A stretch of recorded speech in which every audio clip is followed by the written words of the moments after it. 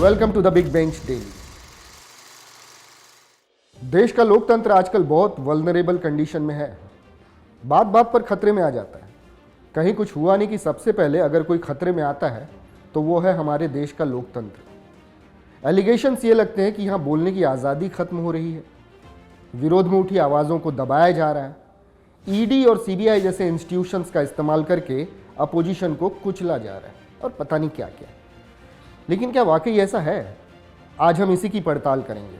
महाराष्ट्र के पूर्व सीएम उद्धव ठाकरे के बेटे आदित्य ठाकरे ने कहा है कि महाराष्ट्र में लोकतंत्र की हत्या हो रही है, लोकतंत्र यहां भी खतरे में है। उनका यह स्टेटमेंट आया है जब ईडी ने कोविड स्कैम के सिलसिले में इनके करीबियों पर रेड्स की है। यह स्कैम कोई छोटा मोटा स्कैम नहीं है, बल्कि 3,500 करोड़ रुपयों के घालमेल की जांच होनी है, जो उद्धव ठाकरे के टेन्योर में बीएमसी की तरफ से हुआ था। कोविड के नाम पर बीएमसी ने medicines, medical equipments, beds, hospital बनाने में खर्च तो करोड़ों किए, लेकिन हिसाब पूछने पर मुंह में दही जमी हुई है। Comptroller and auditor general of India मतलब सीएजी पहले ही बता चुका है कि मुंबई में कोविड के नाम पर किए गए खर्चों में कई इर्रेगुलरिटीज़ हैं। और अब जब इन्हीं इर्रेगुलरिटीज़ की जांच हो रही है तो जूनियर ठाकरे कह रहे हैं कि लोकतंत्र खतरे में है। जग बघत आहे की आपल्या देशात, आपल्या राज्यात लोकशाही मारली जात आहे। इनडायरेक्टली जूनियर ठाकरे ये कहना चाहते हैं कि केंद्र की बीजेपी सरकार सेंट्रल एजेंसीज को हथियार बनाकर बदले की राजनीति कर रही है। पॉलिटिक्स ऑफ वेंडेटा, मतलब जिसकी लाठी उसी की भैंस। लेकिन आदित्य को जरा वो 2.5 साल भी याद कर लेने चाहिए जब ये लाठी उनके हाथ में थी। उनकी महाविकास आघाड़ी सरकार ने भी तो लाठी घुमाई थी ना उन लोगों पर जो उनके रिजीम को क्रिटिसाइज कर रहे थे।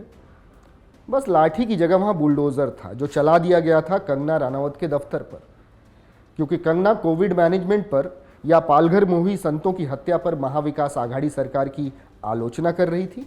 उद्धव के खिलाफ उठी आवाज को दबाने का काम महाविकास आघाड़ी सरकार ने भी तो किया था ना। बस फर्क इतना था कि वहां ईडी की जगह बीएमसी थी जो सरकार के इशारे पर काम कर रही थी। याद है आपको पत्रकार अर्नब गोस्वामी की वो गिरफ्तारी जिसमें मुंबई पुलिस ने एक नेशनल लेवल के जर्नलिस्ट के साथ एक टेररिस्ट जैसा बर्ताव किया था और उनको घर से घसीटते हुए पुलिस स्टेशन लेकर गई थी, सिर्फ इसलिए कि उन्होंने एक्टर सुशांत सिंह राजपूत केस में उद्धव सरकार के लेथार्जी को क्वेश्चन किया था। तब कहा गया था ये लोकतंत्र खतरे में है वाला डायलॉग। वो बात अलग है कि जिन पुलिस वालों से उस समय की सरकार ने ये सब करवाया वो इस समय जेल की हवा खा रहे हैं। ऐसे में द बिग बेंच पर बैठकर सोचने वाली बात यह है कि क्या आदित्य आज खुद को एक बड़े घोटाले के आरोपों से घिरा पा रहे हैं, इसीलिए उनको लोकतंत्र खतरे में नजर आ रहा है। वाला साहब की हिंदुत्ववादी छवि के साथ समझौता करके आपने पहले ही खुद को अलग थलग कर लिया है। अपने महागठबंधन में आप इन दिनों बैक सीट पर जा चुके हैं, लेकिन बजाय अपनी गिरेबान में झांकने के आप लोकतंत्र को ही कटघरे में लाकर खड़ा कर रहे हैं। विचित्र है ना ये। कहते हैं सत्य परेशान हो सकता है, पराजित नहीं। अगर इन लाइंस में थोड़ा सा भी विश्वास है तो कीजिए ईडी की जांच का सामना। अगर आपने कोविड के नाम पर कोई झोल किया ही नहीं है तो फिर डर किस बात का। लेकिन आदित्य ऐसा करेंगे क्या? आपको क्या लगता है? आप हमें कमेंट करके बता सकते हैं। Keep watching the big bench daily.